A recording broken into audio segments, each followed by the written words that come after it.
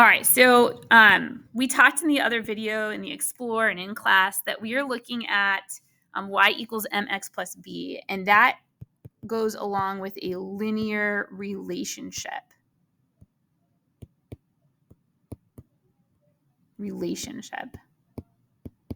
Now, we've actually talked about linear relationships before. You guys have brought up the word linear or straight line when we talked about arithmetic sequences. Those are linear relationships. So we're just reviewing that, but we're writing equations just like we wrote in Unit 1 when we were trying to find the nth term.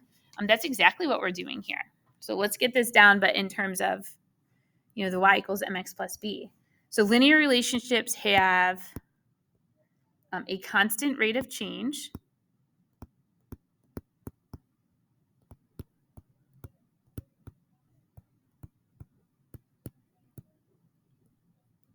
I'm actually going to pause and underline rate of change. And rate of change, remember, means slope, or that change in y over that change in x. And so that was from the previous 2.1 to 2.3. So slope doesn't go away. It's still here. We're still going to be working with it. So we have a constant rate of change and an initial value.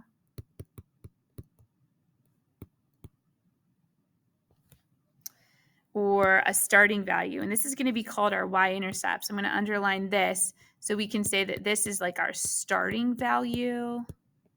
This is sometimes how you'll hear it.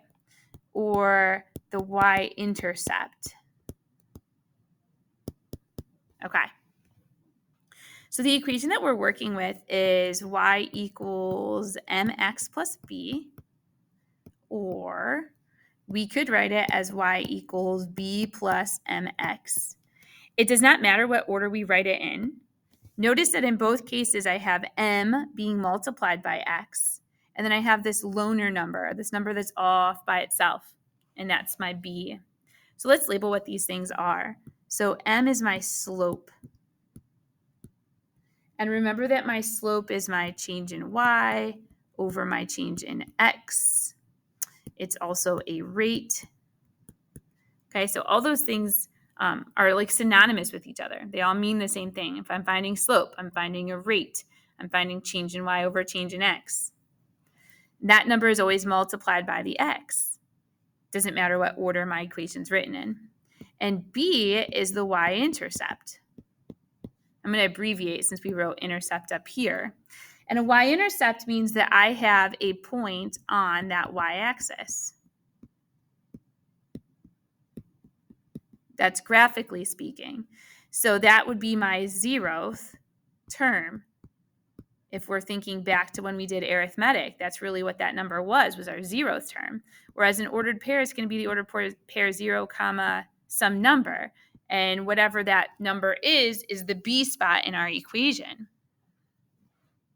Now, just as a reminder, x is going to be our input, the number that we put into our equation, that says input.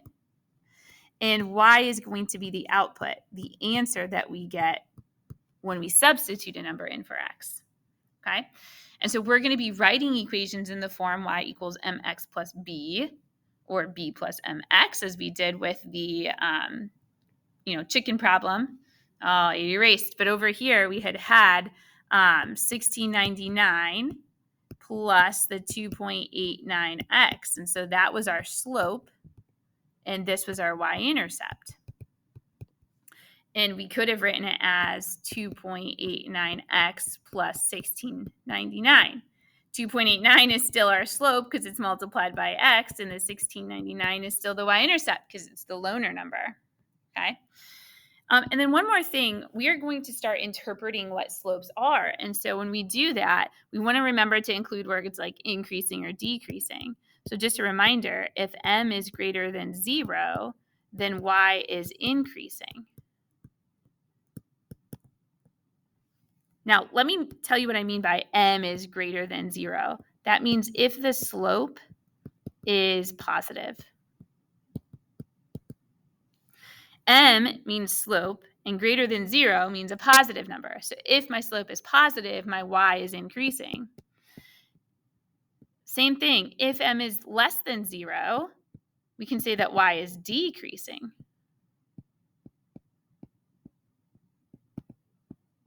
Right? And so again, m is slope. Less than 0 means negative. So if my slope is negative, my y values are decreasing. And that seems reasonable when we look at a graph. All right, so your job is then to work through the 2.4 check your understanding. You can either check your answers against the answer key spreadsheet that is posted on Classroom or check in with your teacher. If you have questions, let them know.